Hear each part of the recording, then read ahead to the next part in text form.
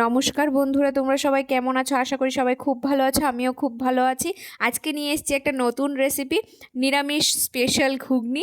দেখো এখানে কোয়াশ, আলু, তারপর সয়াবিন, মটর সব নিয়ে নিয়েছি।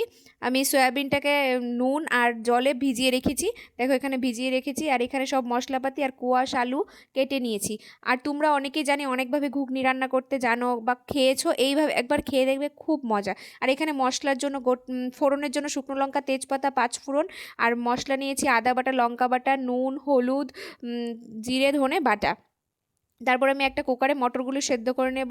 তারপরে আমি কড়ার মধ্যে তেল দিয়ে এর মধ্যে ফোড়ন দিয়ে দেবো, শুকনো লঙ্কা, তেজপাতা, পাঁচফোড়ন, ওগুলো দিয়ে দেবো। ফোড়ন দেখো এখানে দিয়ে দিয়েছি ফোড়ন। তারপর দিয়ে দেবো হিং। হিং দেওয়ার পর এখানে আমি মশলাপাতিগুলো দিয়ে ভালো করে কষিয়ে নেব।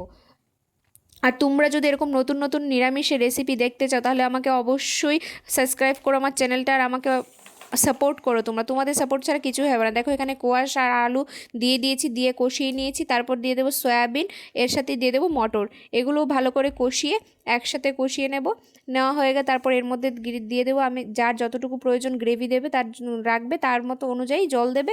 আমি দেখো এখানে জল দিয়ে দিয়েছি, আমার টকবগিয়ে ফুটে উঠেছে ঘুগনি। এর মধ্যে দিয়ে দেবো গরম মশলা আর নামানোর আগে ঘি। তোমাদের কেমন লাগলো অবশ্যই কমেন্টে জানাবে। আর